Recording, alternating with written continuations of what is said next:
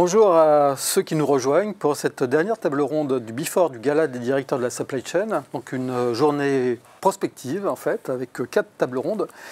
Et cette dernière table ronde qui a pour sujet quelle place accorder à l'intelligence artificielle.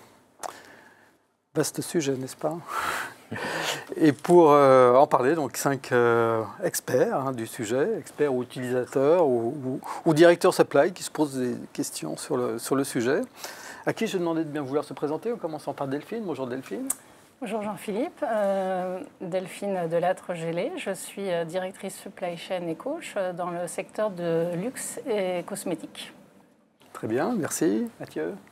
Mathieu Denodresse, directeur associé chez Argo & Co. Donc, nous sommes un cabinet de conseil spécialisé dans la stratégie et transformation des opérations, avec au sein d'Argon une équipe dédiée à la data et l'intelligence artificielle qui s'appelle Iris, et donc qui travaille avec nos consultants sur la mise en place de cas d'usage chez nos clients. Voilà. Et au sein d'Argon, moi je suis spécialisé sur le domaine supply chain et je dirige également notre approche sur la transformation des opérations par l'IA.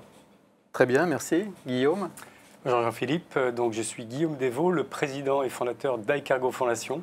iCargo a la particularité d'être une association loi 1901 qui a été créée et qui est financée par l'État pour apporter les communs d'IA, les communs d'intérêt général, avec un fil rouge dans nos activités d'application d'IA, c'est la transition environnementale. Donc on va utiliser l'IA pour servir le besoin des entreprises et plus largement de l'économie française sur cet enjeu de transition environnementale, donc d'efficacité des entreprises et des processus supply et logistique. Il y a Cargo, lauréat des Agora Awards aussi, 2025. Merci Maxime. Bonjour Maxime. Bonjour Jean-Philippe et bonjour à tous et toutes. Donc Maxime Fourmentreau, je suis le directeur du SNOP et du Customer Service chez Tarkett pour la zone Europe. Tarkett, c'est le leader européen du revêtement de sol, donc un industriel de revêtement de sol. Et ravi d'être avec vous aujourd'hui. Merci pour finir ce tour de table. Rémi, bonjour Rémi. Oui, bonjour. Donc Rémi Mathieu et je représente la SNCF Voyageurs, donc un métier un peu moins connu qui est celui de la division industrielle et notamment la maintenance des trains avec finalement la direction de la supply chain des pièces de rechange. C'est quand même un chiffre d'affaires de 1,4 milliard par an de pièces. Ouais. Grosse activité. Grosse activité. On ne connaît pas toujours quand on prend le TGV. Qui est complètement masqué, qu'on ne connaît pas, mais qui est fondamental. Bien sûr. Merci. Alors, quand on parle d'IA, en fait, on a tendance des fois à confondre plusieurs choses. Mathieu, est-ce qu'on pourrait, quand on parle d'IA, on parle de quoi finalement? Finalement, nous, on aime bien classer l'IA en différentes catégories. Quand on parle d'IA au service de l'entreprise, parce qu'on va être focalisé sur l'entreprise. Finalement, pour nous, il y a un premier domaine de l'IA qui est les modèles d'IA spécifiques pour traiter un problème donné. Donc là, on va configurer un modèle, par exemple machine learning, pour traiter un cas d'usage bien spécifique. Par exemple, ce qui a été beaucoup fait, c'est les prévisions de vente. Améliorer les prévisions de vente, on va entraîner un modèle spécifiquement sur ce cas d'usage pour faire mieux qu'aujourd'hui. Donc ça, c'est une première catégorie avec plein de cas d'usage. Et ça fait une dizaine d'années qu'on a des cas d'usage actifs en supply chain là-dessus. Avec un logiciel du marché un APS? Ce qui se fait, ça peut se faire de deux façons. Il y a effectivement des APS qui commencent à intégrer des fonctions d'intelligence artificielle, de machine learning. Et vous, quand vous proposez, c'est avec un outil particulier? Nous, en général, quand on l'a fait, c'est plutôt avec notre équipe de data scientists qui va en fait construire vraiment quelque chose de sur mesure pour atteindre le meilleur niveau de performance. Mais de plus en plus, il peut y avoir des outils du marché qui se positionnent aussi là-dessus et qui vont le faire. Donc ça, c'est la première catégorie. Après, deuxième catégorie très différente, c'est ce qu'on appelle, nous, l'IA généraliste, c'est-à-dire ce qu'on va trouver avec ChatGPT, avec Microsoft Copilot dans les outils bureautiques. Donc c'est plus récent, c'est arrivé avec l'IA générative. C'est une autre façon d'apporter l'IA à l'entreprise. Donc ça permet de faire quelques usages intéressants, vos comptes rendus de réunion, analyser vos mails. Voilà, souvent, on trouve que pour l'usage en supply chain, ça reste limité. Donc voilà, c'est un deuxième domaine. Et puis le troisième domaine sur lequel nous, on travaille beaucoup en ce moment, c'est le domaine de l'IA agentique pour la supply chain, par exemple. Donc là, dans ce domaine-là, c'est construire des assistants dédiés sur les métiers de la supply chain ou des opérations. Donc je me focalise sur un métier, le demand planner, l'approvisionneur, le production planner. Et je construis un assistant vraiment dédié à son métier qui va l'accompagner sur toute sa journée, sur l'ensemble de ses tâches et qui va lui faire gagner plein de temps, plein d'efficacité. D'accord. Donc voilà, ça c'est un deuxième, troisième. C'est du sur-mesure à chaque fois, non? Alors aujourd'hui, c'est du sur-mesure, effectivement, parce que ça nécessite de combiner. En fait, dans les métiers de la supply chain, on ne peut pas se contenter de l'IA générative, parce qu'on a besoin de données structurées. Donc c'est pour ça que pour construire ces assistants, on va combiner de l'IA générative avec de l'analytique pour justement être capable de faire cet assemblage. Et donc, effectivement, ça passe aujourd'hui beaucoup par des solutions spécifiques dans l'infrastructure data de nos clients. Pour bien comprendre finalement le métier, les process, enfin, les questions que se pose la personne que vous allez accompagner et assister tout au long de la journée. Exactement. Comme, en fait, si vous voulez, une approche lean où on va sur le terrain comprendre exactement la personne, ce que fait la personne, quel est son besoin et toutes les tâches qu'on peut lui faciliter au travers d'un assistant. Et ça, vous pensez que c'est quelque chose qui peut être standardisé, qui un jour pourrait être vendu sur étagère, par exemple? En tout cas, on trouve toujours, même si les rôles dans la supply chain ont les mêmes noms dans les entreprises, on trouve quand même souvent des spécificités. C'est pour ça que, à ce stade, nous, on le voit plutôt comme quelque chose de sur-mesure, construit à partir de briques, bien sûr, qui existent. Mais on est plutôt aujourd'hui sur un travail à façon qui assemble des éléments connus. Ok. Et puis voilà, après il y a un dernier domaine qui est l'IA qu'apportent les solutions du marché sur certains usages particuliers, comme j'imagine que vous en parlerez tout à l'heure. Ok, merci pour cette définition et cette segmentation des différents types d'IA. Guillaume, alors justement, l'IA pour vous, c'est vraiment quelque chose de natif. Vous êtes construit à partir de l'IA. Pourquoi et comment ?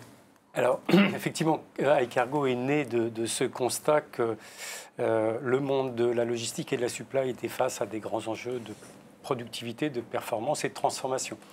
Ça, c'était en 2018 avec nos membres des grands groupes, dont la SNCF, la Poste, le Réal.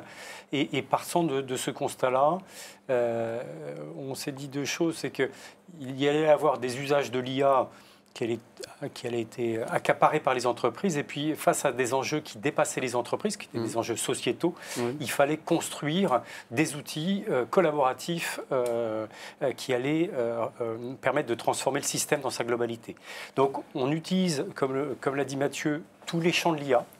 Donc le champ historique de l'IA très mathématique pour faire du déterminisme et optimiser les flux notamment. On utilise l'IA prédictive pour améliorer la réflexion des professionnels ou de nos membres sur la transformation des processus. Et puis on a introduit aussi l'IA générative pour d'autres usages, notamment pour l'automatisation de la transformation de la donnée. La donnée, c'est quand même le carburant de l'IA. On en parlera peut-être. Il y a un vrai sujet sur la donnée au départ. Et les IA génératives apportent de l'efficacité sur la transformation de la donnée. Mais au cœur de ce que l'on fait, nous, aujourd'hui, au service de l'intérêt général et de nos membres, c'est apporter des solutions qui transcendent l'entreprise et notamment 3 mots-clés: mutualiser, massifier et multimodal, puisque pour les sujets de transition environnementale de la logistique et de la supply, ce sont ces leviers-là qui sont les plus puissants pour gagner en gain énergétique, en gain CO2. C'est cette notion de mutualisation qui est la clé de la transformation, au-delà de tout ce qui est fait opérationnellement déjà très bien par les entreprises aujourd'hui. Concrètement, ça donne quoi pour l'utilisateur ? Alors, dans toutes les activités que nous avons, nous portons un programme d'État qui s'appelle Appel d'air et qui vise à accompagner les entreprises dans la planification stratégique de leur plan de transport. Comment elles ont des enjeux logistiques et supply qui les amènent effectivement à faire beaucoup de mouvements de fret. Et un des leviers les moins utilisés aujourd'hui, c'est le report modal, donc le renvoi du routier vers le ferroviaire et le fluvial. Pourquoi ? Parce qu'un train, c'est 40 camions, qu'une barge, c'est 40 à plusieurs centaines de camions, et qu'évidemment, très peu d'industriels ont la taille critique, le volume, la fréquence, la régularité pour intéresser un opérateur ou pour remplir tout simplement ses équipements.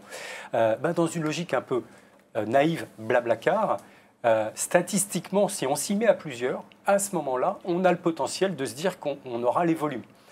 Et c'est ce que nous proposons avec cette plateforme. Donc concrètement, les entreprises, et il y en a aujourd'hui plus de 400 qui sont engagées dans le programme, plus de 300 ont commencé à connecter, à donner des flux. Eh bien, on va répondre à 3 questions. Sur la base du plan de transport qui nous est transmis, s'ils voulaient faire du report modal, quels sont les services existants qui seraient disponibles. Mais on sait que les services existants, ils sont relativement saturés. Donc, si demain, je voulais augmenter ma part de report modal, quels seraient les services à produire ?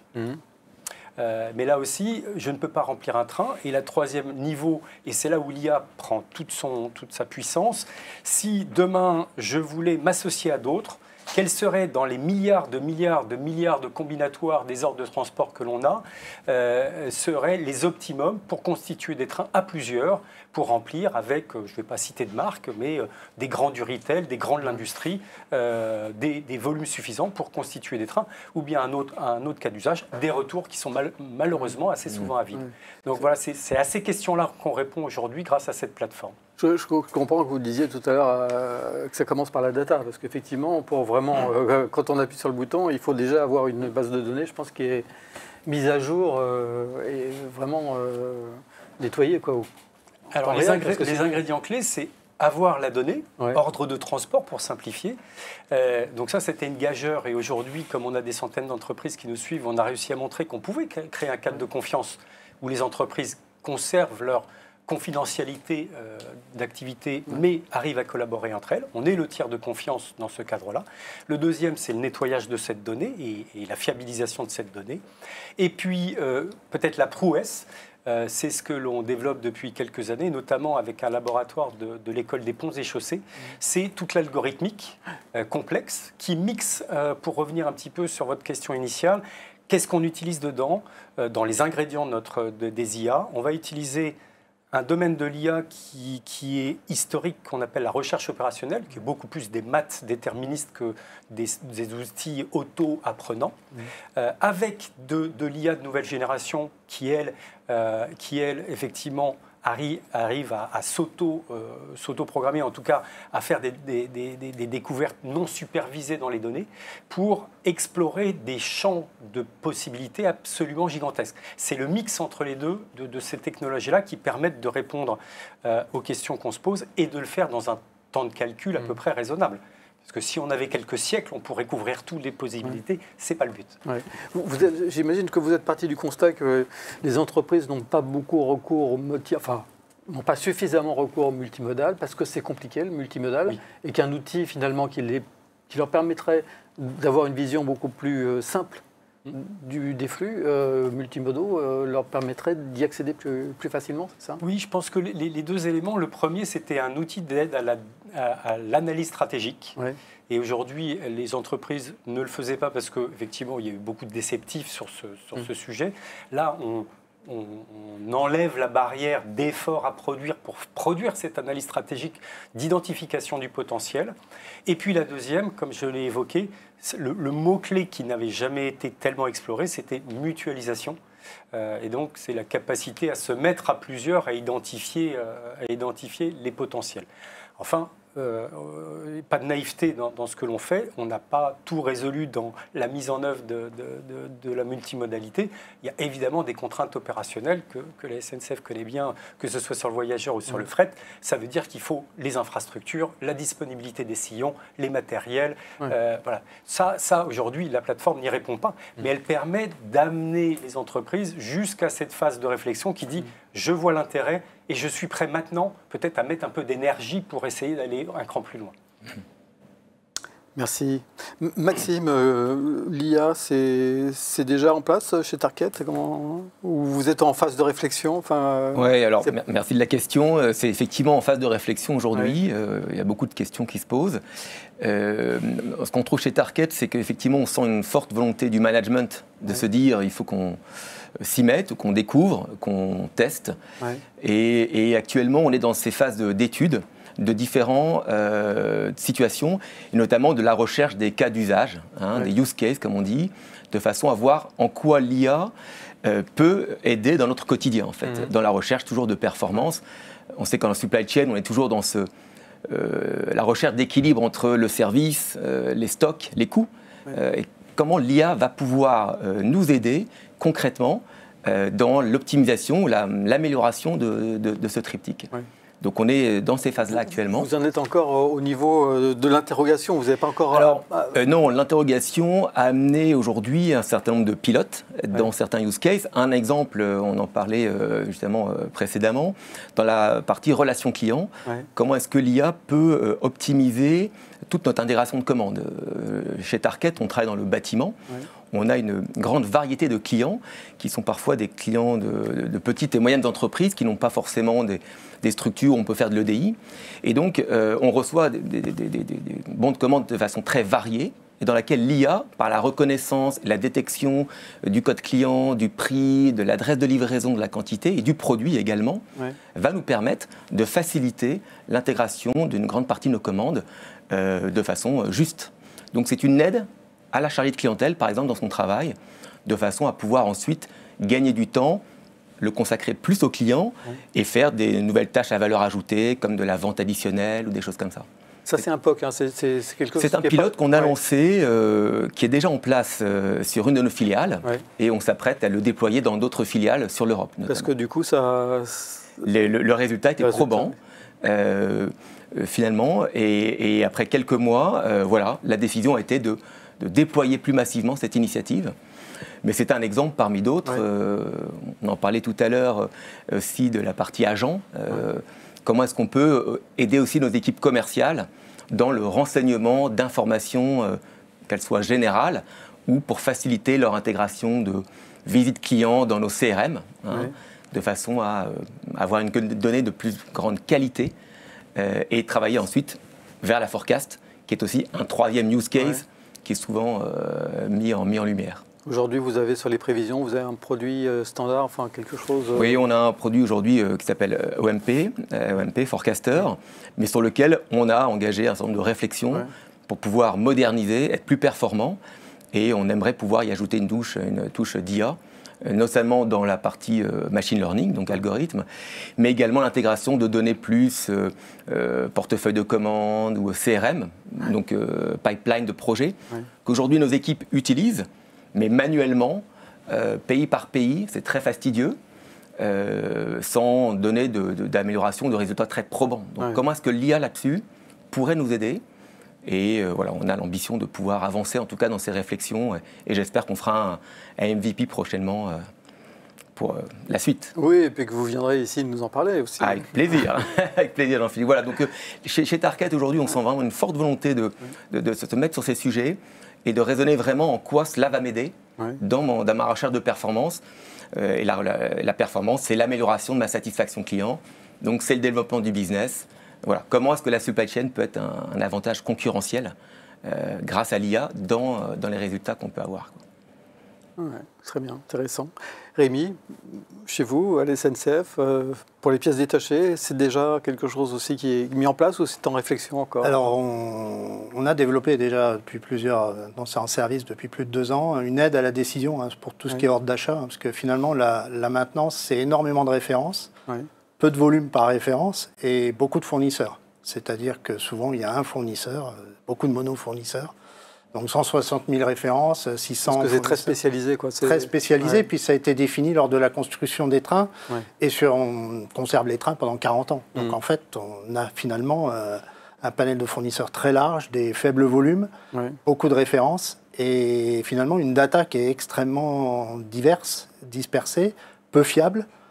Donc finalement, on l'utilise aujourd'hui sur l'aide à la décision sur les ordres d'achat. Il y a beaucoup d'ordres d'achat au final, avec des faibles montants. Et du coup, ça nous aide à avoir à peu près 80% de nos ordres d'achat qui sont quasiment décidés par l'IA, puisqu'elle va venir comparer tout un tas de données, le niveau des stocks, la demande, la variation de la demande. Et tout ça, ça nous aide dans le travail des approvisionneurs quotidiennement à aller beaucoup plus vite, parce que finalement, les volumes vont croissant. Le besoin de transport, finalement, il augmente.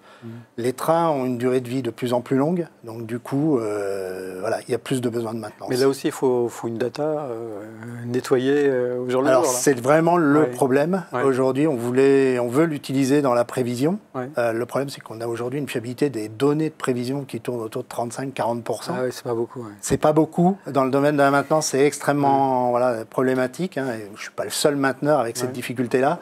Et du coup, on voit qu'on bute sur les POC suivants à avoir sur la data des datas propres qui permettent à l'IA finalement de fonctionner correctement. Est-ce que le gain de temps que vous allez réaliser avec l'IA va pas finalement se reporter sur le travail que va vous demander le nettoyage de la data? Ce nettoyage, il est indispensable, parce que finalement, nous, c'est une vraie notion de service. Hein. Le business, il est défini par les utilisateurs, hein, donc nous, on doit amener un service, d'avoir la pièce au bon moment, au bon endroit. Nettoyage de cette data, quand elle n'est pas nettoyée, de toute façon, même manuellement, aujourd'hui, on crée des ruptures. Et c'est notre hantise. Hein. Donc voilà, si on veut couvrir ces ruptures, on fait des surstocks qui finalement amènent des coûts engendrés qui dépassent finalement le besoin. On n'a pas de marge. Hein. Dans le métier de la maintenance, le métier industriel de la maintenance, c'est un peu la 5e roue du carrosse, donc il n'y a pas de marge sur ce métier-là. Tout ce qu'on met, qu'on consomme en cash à faire des stocks, on ne l'a pas ailleurs. Hein. Donc on cherche en permanence cette optimisation entre le stock, le service apporté, et pour nous, le service, c'est le premier besoin, finalement. L'ABU, c'est une filiale de la SNCF, ou alors c'est vraiment une... Non, c'est pas une filiale. Hein. L'ABU est parfaitement intégrée dans SNCF Voyageurs. Elle n'a pas de compte séparé. Hein. Elle est un poste de charge, entre guillemets, comme la maintenance. Ça peut pas être c'était le sens de ma question. Voilà, donc elle est complètement intégrée dans SNCF Voyageurs, qui est un transporteur. Hein. Et finalement, cette activité industrielle est une activité... connexe, indispensable. Mais voilà, pour nous, on rentre comme un poste de charge. On n'a pas de compte qui permet de dire on va équilibrer entre ce qu'on gagne et ce qu'on perd. Ça se fait au niveau, finalement, du transporteur. Et donc, c'est combien de références je sais pas si vous... Il y a environ 160 000 références. 160 000, Et là, le forecast, c'est pas évident parce qu'en fait, j'imagine qu'il n'y a pas vraiment d'historique. Alors, l'historique, on en a, mais comme j'ai expliqué, on a des cycles très longs. Finalement, sur 40 ans, il y a certaines pièces, on va les consommer tous les 8 ans. Et on a changé de logiciel, on perd les données, même s'il y a de la récupération de données. Finalement, on a changé de logiciel, on ne garde pas l'histoire pour certains nombres de pièces. Et ces pièces à temps de cycle long, finalement, c'est celle-là qui pose problème. Parce que celle qu'on consomme tous les mois ou tous les ans, il n'y a pas de sujet. Ça intègre les planifications, enfin voilà, les APS prennent bien en charge sur 24 mois. Finalement, on arrive à avoir une vision propre et il n'y a pas de problème. Là, nous avons des sujets sur ces temps de cycle long. Et là, l'IA peut peut-être nous aider à avoir des données qui sont historiques. On les a, les données de consommation, mais nos logiciels ne les conservent pas suffisamment longtemps. Ok. Delphine, en tant que directrice supply chain, quelle réflexion ça t'amène, l'IA? J'imagine beaucoup de questions. Oui, beaucoup de questions. On n'a pas forcément toutes les réponses, hein, mais voilà. Il y a déjà pas mal de choses qui ont été évoquées. Déjà, l'IA, ça a 30 ans. Ça existe depuis longtemps, sauf qu'elle est rendue peut-être publique et accessible, notamment avec du ChatGPT. Mais en supply chain, on avait déjà des algorithmes sur des prévisions de vente, sur de la planification de production, en tout cas sur des algorithmes mathématiques basés sur des données. On l'a dit, les données sont fondamentales. Encore faut-il les avoir fraîches, en temps réel et fiables, parce que pour moi, l'IA, c'est un amplificateur. Donc, si la donnée est fausse, ça amplifie le biais et ça prédit des âneries. Donc, l'importance de la data est crucial, et selon les secteurs d'activité, on n'a pas encore cette maturité de transformation digitale, de référentiel unique, de gestion unitaire. Et donc, est-ce que ça rend impossible la mise en place de l'IA? C'est une bonne question. C'est vraiment la première des tâches à mettre en place, c'est vraiment ça, s'attaquer à cette... Et au-delà il y a la data, mais au-delà de l'outil... je trouve que ça pose la question aussi de la gouvernance dans les organisations. Qui détient la data, qui est en charge de la data, à qui appartient la data stock, par exemple. Est-ce que c'est à la supply chain, à la finance Donc ça amène à des questions sur la gouvernance, sur la souveraineté, voire l'éthique. Où sont hébergées les données? Est-ce qu'on veut dépendre de mastodontes américains, chinois? Est-ce qu'on est prêt à partager la donnée? Donc, il ne suffit pas d'avoir la donnée, c'est tout l'écosystème qu'il faut interroger, ou qui font apparaître aussi des nouvelles fonctions, des nouvelles compétences. Et des fois, la techno va plus vite que le législateur qui est chargé de de cadrer tout ça. Mais effectivement, ça pose... au niveau des cas d'usage, tu mettrais quoi en premier? Quels sont les cas d'usage dans l'entreprise qui seraient finalement les plus immédiatement concernés par l'IA?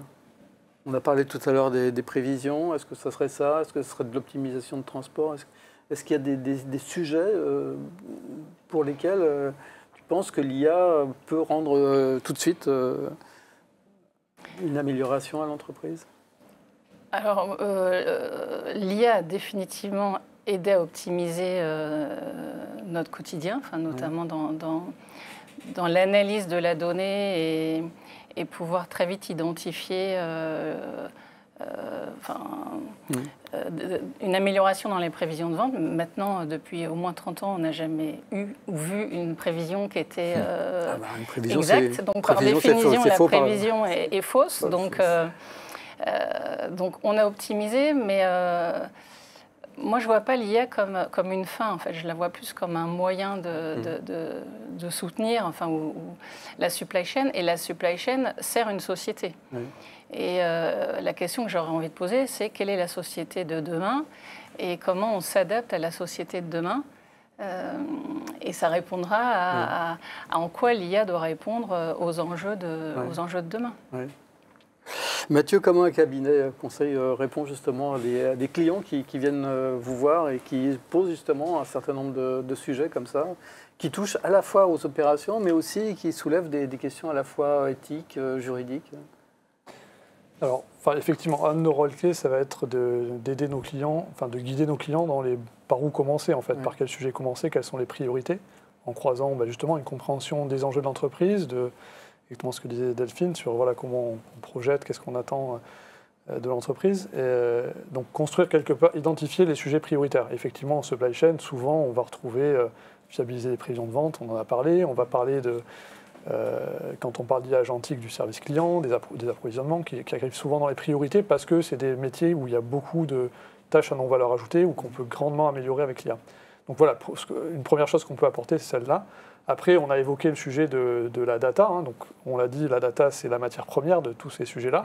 Donc on peut aussi aider à structurer l'approche pour mettre en qualité les data.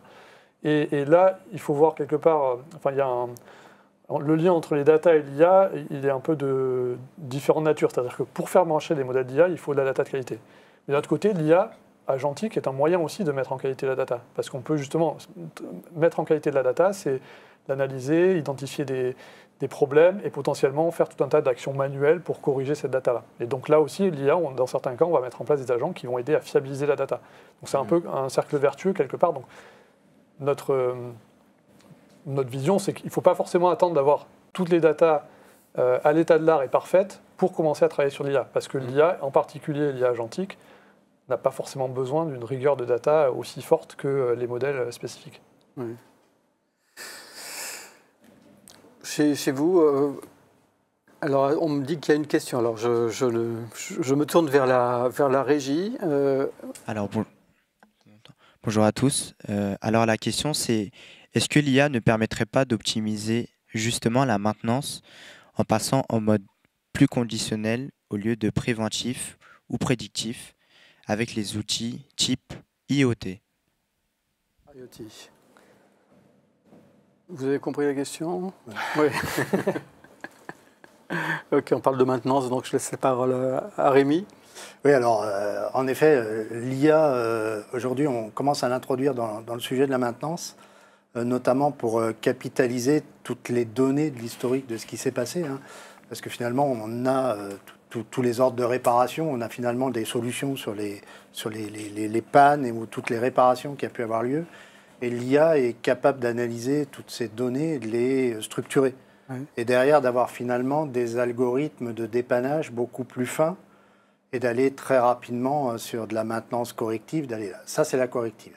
Après, sur le préventif systématique, en effet, de le remplacer par du prédictif, oui. En analysant finalement tout un tas de data du train. Oui. Alors, je parlais du train parce que c'est mon métier, mais voilà, on va récupérer. Aujourd'hui, les trains communiquent avec des data tout le temps. Ouais. On a des liaisons bord-sol qui permettent de donner des flux de data relativement importants.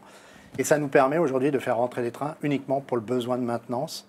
Je vais prendre un exemple. Un train, ça reçoit du public, donc il y a des normes liées à la sécurité pour recevoir du public. Les portes des trains, jusqu'ici, on contrôlait chaque porte et on contrôlait la détection d'obstacles. On est avec un bâton de contrôler qu'on n'ait pas coincé quelqu'un et que les détections marchaient bien sur toutes les portes. Et ça, de manière très régulière, tous les mois. Voilà, on passait tous les trains, toutes les portes. Vous imaginez le nombre de trains, le nombre de portes qu'il peut y avoir et vous les passez en permanence. Aujourd'hui, on analyse les données de chaque porte et on ne va intervenir que sur la porte qui présente finalement un temps de fermeture trop long ou une détection qui ne renvoie pas une donnée comme quoi un changement d'état du capteur 0,1 de manière régulière. Et donc, là, on se dit, il y a un problème. Et là, l'intervention est faite là-dessus. Oui. On est sur de l'algorithme, je rejoins ce qui était dit. On travaille sur des algorithmes qui sont écrits sur la maintenance prédictive, la CBM. Et ça rejoint l'IA, mais voilà, il n'y a pas de frontière en fait entre les deux. Oui. C'est vrai que l'IA existe depuis 30 ans, mais enfin, ce qui a beaucoup changé quand même, c'est la puissance de calcul des ordinateurs, et puis la rapidité aussi. Donc ça change la donne quand même un petit peu. Mais justement, du coup, la question, ça peut être de dire jusqu'où on est prêt à aller. Oui, jusqu'où on est prêt à aller. Justement, c'était ma question suivante. Ah oui, je vais prendre ta place, Jean-Philippe. Non, parce que c'est vrai jusqu'à présent, on a parlé beaucoup d'aide à la décision, d'assistants, etc. Mais est-ce qu'à un moment donné, l'IA ne va pas aller au-delà de ce rôle et permettre d'automatiser certaines décisions, quoi, finalement Mathieu ? Oui, la question vient assez naturellement. En fait, dans tous les projets où on met en place une IA, on va commencer par une première étape où l'IA va suggérer une action qui va être confirmée par une personne. Et effectivement, pendant tout ce temps-là, il va y avoir un monitoring. On va mesurer est-ce que ce qu'a recommandé l'IA, c'est juste, c'est pas juste. Quand on a plusieurs mois, plusieurs semestres d'expérimentation, on sait si c'est fiable ou pas. Ouais. Et quand on dépasse une certaine fiabilité, on peut passer dans un mode où on laisse la main à l'IA, on va l'auditer régulièrement. Mais voilà, donc c'est un process qui est un peu continu. C'est pas du jour au lendemain, je décide de laisser la main à l'IA, mais c'est je mesure, je détecte les incohérences, j'essaie de les corriger. Parfois, on va même créer des agents qui contrôlent l'agent lui-même pour savoir s'il s'est trompé. Donc voilà, il y a plein de façons de mettre sous contrôle la fiabilité des modèles. Et une fois qu'on est rassuré sur une durée assez longue, on peut, dans certains cas, laisser la main à l'IA. Ouais. Non, mais j'ai un exemple, je me permets de rebondir. Si je reviens sur le cas d'usage dont on parlait tout à l'heure, sur l'intégration de commandes par exemple, avec des grandes variétés de clients et de typologies, eh bien aujourd'hui, l'IA pré-saisit notre commande SAP, donc directement intégrée à SAP, mais les commandes sont systématiquement corrigées ou en tout cas contrôlées par nos agents du service client. Il y a un taux de touchless, comme on dit, c'est-à-dire où je n'ai pas de modification à faire, qui est assez important, qu'on mesure à peu près une commande sur deux, mais jusqu'à où on pourra monter, et ensuite quelle typologie de client sera toujours bon ou pas bon, et peut-être qu'à un jour on pourra se dire, pour telle catégorie de clients où c'est toujours bon, peut-être que là il n'y aura même plus besoin d'avoir une action de l'équipe pour pouvoir aller jusqu'au bout. En revanche, les clients sur lesquels il y a systématiquement des erreurs parce qu'il y a une trop grande variété de situations et de cas, on les contrôlera toujours. On n'en est pas encore à cette étape-là, mais je rebondis sur ce que tu disais. Effectivement, dès lors qu'il y aura plusieurs mois d'historique, on pourra peut-être prendre ce type de filtre. Est-ce qu'il n'y a pas un danger à un moment donné que l'IA prenne le pouvoir ? Alors, si on prend un peu de recul, ça c'est toute la discussion qu'on peut voir sur la côte ouest américaine, avec les grands prophètes de l'IA, donc Sam Altman d'OpenAI, Eric Schmidt d'Anthropic, ex-patron de Google, Elon Musk ou bien Yann LeCun. Ce sur quoi ils travaillent, c'est l'AGI, donc l'IA censée être omnisciente. Ils y croient, il y a un côté prophétique, voire inquiétant, en tout cas idéologique certainement. Et puis l'autre sujet peut-être plus concret, c'est l'IA agentique, ce qui a été dit. L'IA agentique aujourd'hui, elle est semi-programmée, c'est-à-dire qu'on va orchestrer un processus et puis l'agent va faire 80% du boulot, et puis on va peut-être lui laisser 97% quand c'est fiable. Ce qui aujourd'hui tourne, et d'ailleurs vous pouvez, c'est accessible au plus grand nombre, vous avez aujourd'hui des environnements de programmation où vous décrivez juste l'objectif que vous cherchez à atteindre, et l'IA va aller chercher sur Internet un billet d'avion, un hôtel, voire un paiement en ligne. Vous voyez, donc ça devient là, ça ramène à votre question d'autonomie. C'est-à-dire qu'elle a, à la différence de ce qu'on connaît de ChatGPT qui formule du texte pas trop mal foutu, mais avec quand même un côté à raconter des bêtises. Là, on est sur des outils qui enchaînent des processus, voire des raisonnements, entre guillemets, et qui ont surtout orchestrent des actions qu'ils ont auto-déterminées par rapport à un objectif. Donc oui, peut-être la grande inquiétude ou le grand fantasme pourrait être de se dire, est-ce que en cumulant ces IA qui deviendraient de plus en plus puissantes par rapport à notre capacité de raisonnement à nous, et si on augmente leur capacité d'action et d'autonomie dans l'action, jusqu'où le truc va tenir. Si vous écoutez ces grands prophètes, certains sont très critiques. Voilà. Je pense qu'on nous annonçait l'autonomie de l'IA il y a déjà 10 ans, on n'y est toujours pas. Enfin non, grosso modo, c'est 2022 qui a popularisé tout ça, mais les technologies étaient antérieures à ça. Je pense qu'on n'en est pas tout à fait là. Néanmoins, il faut être vigilant. Sans qu'on ait une IA qui décide de la fin de l'humanité, ça, j'ai du mal à y croire. En revanche, qu'on ait des catastrophes industrielles parce qu'on a laissé trop la main à des systèmes autonomes, oui, très probablement. Voilà, donc je pense qu'on a encore la main, ça c'est la première chose. Puis la deuxième, et là c'est presque un appel pour les entreprises et puis d'un point de vue plus sociétal, je pense que c'est un enjeu d'éducation de la population, y compris des jeunes. J'étais avec la direction d'enseignement la semaine dernière de grandes écoles d'ingénieurs. Ils n'ont pas trop encore appréhendé le sujet. Pour moi, il est urgent de former les jeunes à dominer ces machines et ne pas en être finalement les esclaves. Les esclaves au sens où on abandonne son esprit critique au résultat automatique de la machine, ce qui serait Mais en revanche, si on en garde le contrôle, c'est un petit peu la révolution industrielle et la révolte des canuts à Lyon. Oui, la mécanisation du monde, c'est schumpeterien. Je pense qu'aller contre est peu productif. En revanche, garder le contrôle me paraît essentiel.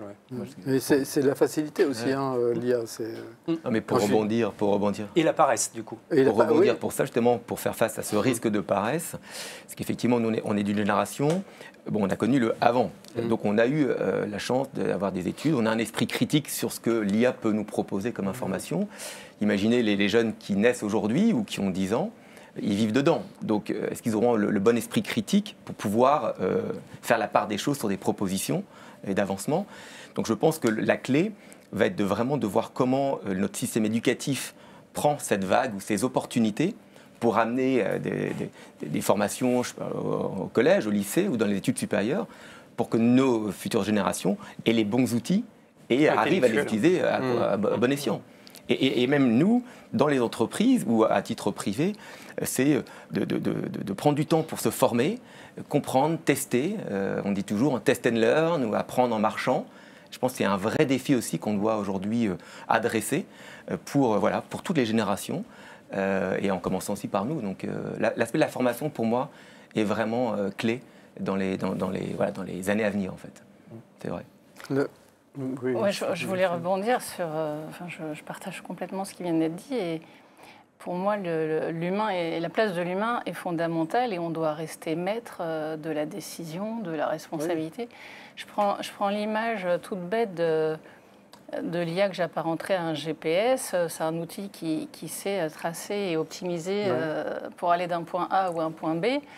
Mais c'est l'humain qui continue à décider quel est le point B, comment il veut y aller. On a quand même tendance à faire confiance au GPS. Moi, heureusement ce matin que je l'ai fait d'ailleurs, parce que sinon, le chemin que je préconisais pour moi-même, il n'était pas le bon, parce que j'étais en plein dans les embouteillages.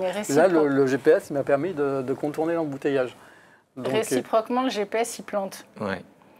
Alors, Jean-Philippe, comme moi, on a appris un jour à lire des cartes et avoir des guides, des cartes routières. Donc, Mais la génération d'aujourd'hui, je pense que si le GPS plante, ils ne savent pas aller... Lire une carte. Ils ne savent pas lire une carte, probablement, et ils ne savent pas définir le point B. Ouais. Non, mais qu'on ait la volonté, effectivement, de garder la maîtrise, oui. Mais est-ce qu'on ne risque pas d'être débordé, finalement? Mais c'est à nous de définir, comme on disait, à nous et à l'État et aux entreprises, de définir jusqu'où on veut aller et surtout pourquoi faire, what for. Qu'est-ce que ça sert comme intérêt? C'est un peu comme trop d'engrais tue la plante. Il ne faut pas, à mon avis, surconsommer de l'IA au risque d'appauvrir les savoir-faire, au risque, on l'a dit, de ne plus avoir cet esprit critique, et même laisser la part de créativité et d'imaginaire. Je ne sais pas si vous avez vu la dernière pub de Canal+, qui place un robot devant la télévision et demande à ce robot de regarder toute la programmation de Canal+. Et à la fin de l'expérience, le robot dit j'ai jamais autant ressenti d'amour, d'amitié, de voyage, et j'aurais été incapable de créer ça. Oui, maintenant il l'est. J'ai lu dans une publication que je ne sais plus quelle société a mis dans un robot une puce qui lui donne la conscience d'exister. Est-ce que justement cette conscience n'est pas justement la limite à ne pas franchir, quoi, finalement? Parce que le jour où les robots et l'intelligence artificielle sera autonome et aura les capacités de réfléchir par elle-même et de savoir qu'elle existe. Il y a une distinction à faire, d'ailleurs, est en train d'émerger d'un point de vue scientifique, du coup, la science de la conscience. Oui. Qu'est-ce que la conscience? Vous avez 4 heures, c'était la philo cette semaine. Voilà. Aujourd'hui, il n'y a pas de consensus scientifique sur qu'est-ce que la conscience. On n'est pas capable de démontrer, ou en tout cas d'avoir des éléments clés. Et donc, ce qui est certain par rapport aux expériences scientifiques qui se sont confrontées à ça, c'est que toutes ces IA, pour celles qui sont un peu bluffantes, un peu magiques, qui donnent l'impression d'humanité dans leurs réponses, elles n'ont aucune conscience. Ça, c'est pour l'instant à peu près avéré. Ouais. En fait, elles simulent le comportement humain sous toutes ses formes, voilà. Mais il n'y a aucune conscience. La simple compréhension sémantique de ce qu'est un mot ne fait pas partie du système. Voilà, c'est des maths. Néanmoins, est-ce que dans quelques années, on aura des systèmes tellement évolués qu'en tout cas, on ne sera plus distingué du... Ça, on ne sait pas trop le dire. Mais cette notion de conscience, non. Mais qu'il y ait conscience ou pas conscience, la sophistication de ces systèmes et leur capacité d'autonomie interroge sur... voilà. Je pense que la notion de conscience est trop éloignée. Mais en tout cas, simulation et autonomie d'action et de réflexion, entre guillemets, oui, ça, c'est un truc à interroger, voire à légiférer s'il le faut. Maintenant, je pose la question polémique inverse. Et ce débat, je pense qu'il est vertueux qu'on l'ait ici. On est les seuls à l'avoir autour du monde, en Europe. Les Américains, l'Asie, le reste du monde, ils ne se posent pas de questions. C'est objectif avant tout. Voilà. Donc ça pose quand même la question. Donc est-ce qu'on doit finir en ayant raison tout seul et en étant dépassé par les autres, ou est-ce que par utilitarisme on doit s'abandonner à ces chimères? Si, j'ai pas la réponse, mais il faut avoir conscience que de l'autre côté de l'Atlantique, on en parlait tout à l'heure, le sujet n'est pas la production de ces technos, elle est majoritairement non européenne. Le sujet, c'est qui va adopter ces technologies-là, pour quelle efficacité, pour quel gain de compétitivité face à l'autre. Et ce qui est certain, en tout cas nous, ce qu'on voit dans les études qu'on fait, c'est quand de l'autre côté de l'Atlantique, et évidemment en Chine, il n'y a aucun frein à l'adoption, ils adoptent très vite, ils sont beaucoup plus agiles dans les processus industriels. Je ne parle pas dans la technologie, c'est la façon dont les organisations adoptent tout ça. Et donc ils vont très très vite, ils se plantent, mais ils recommencent très vite. Donc voilà, moi l'interrogation pour les dirigeants qui nous écoutent, c'est vous devez juger et jauger les risques que tout ça peut apporter, mais vous n'avez pas le droit d'occulter ce sujet. Vous devez le prendre comme un sujet stratégique et l'auditer avec des experts. Voilà, il faut être accompagné par des experts, mais vous devez prendre ce sujet comme un sujet stratégique et commencer tout de suite. Oui, parce qu'en fait, on en est au tout début. Là. Il y a aussi l'informatique quantique qui arrive aussi très vite et qui va aussi démultiplier la puissance de calcul de l'IA. En tout cas, oui. Enfin, moi je rejoins exactement ce qui a été dit. Je pense que pour les entreprises, on le voit dès aujourd'hui, c'est un levier de compétitivité majeur. Enfin, quand on met des agents IA, c'est souvent plusieurs dizaines de pourcents de gains d'efficience qu'on trouve. Alors ce gain-là, c'est une énorme valeur. Ça peut être mis à profit pour faire plus de valeur ajoutée, plus de performance. Et donc, il y a quand même une urgence. Et effectivement, dans les autres parties du monde, ils sont beaucoup plus avancés souvent sur ces sujets. Donc, il y a un enjeu majeur à ce que les entreprises se saisissent du sujet et avancent sur le sujet en mettant sous contrôle. On en a parlé beaucoup. La mise sous contrôle est essentielle. Mais voilà, il y a un enjeu quand même à avancer vite. Ouais. Il y a un bon thermomètre sur l'IA, finalement, c'est la conduite autonome. On voit un peu... je trouve que c'est un bon thermomètre parce que finalement, on voit l'évolution de la conduite autonome. On va voir aux États-Unis déjà un certain nombre de véhicules qui sont autoconduits, voilà. En Chine aussi, en Europe beaucoup moins. Et en fait, on est vraiment dans les frontières de l'IA. On va retrouver la même chose dans une entreprise. Est-ce qu'on est prêt à laisser nos camions se conduire tout seuls? Voilà, c'est une bonne image à avoir finalement sur les risques. C'est risque-bénéfice-risque, toujours, sur ce qu'on va faire. Et la conduite autonome, pour moi, est un bon thermomètre de l'évolution de l'IA et de sa maturité, quoi. Et son acceptation. Et son acceptation par les populations, parce que on a eu un débat tout à l'heure lors d'une précédente table ronde où on disait que technologiquement, on y était, le véhicule autonome, on y est, quoi. Mercedes avait ses camions ou ses véhicules autonomes fin des années 90. Ils ont tout stoppé.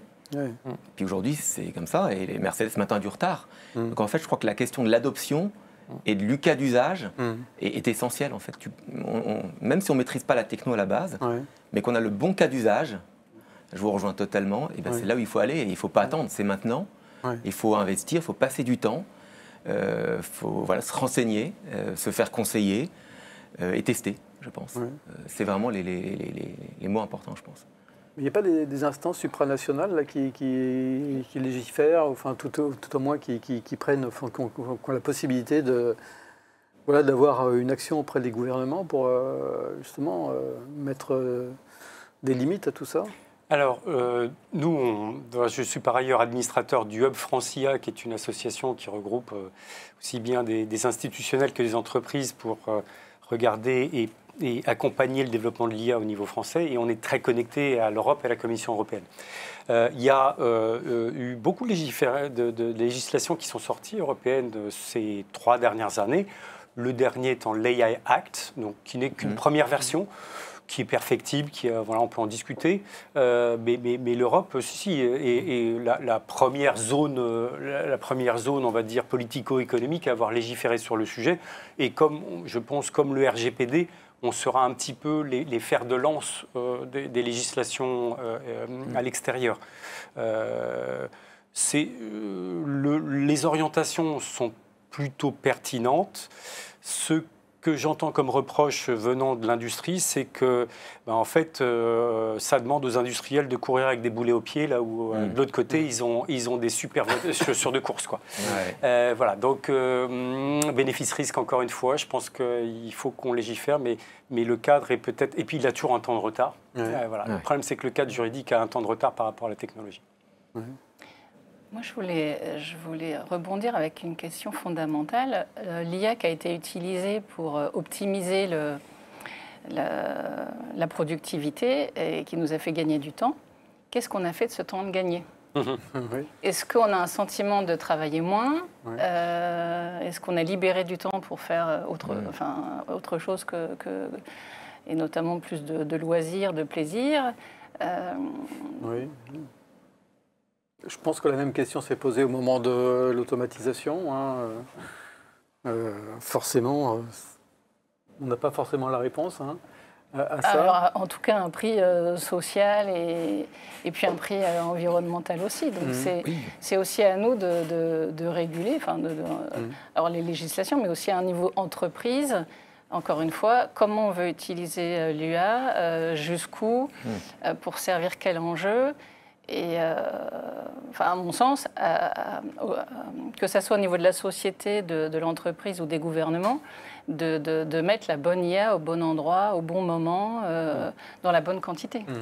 Oui, parce que pour rebondir sur ce que tu dis, gagner du temps, j'avais vu une étude il y a quelques semaines qui montrait l'évolution du temps que l'on consacre dans la journée. Donc il y a le temps assez standard du sommeil, du travail, manger, etc.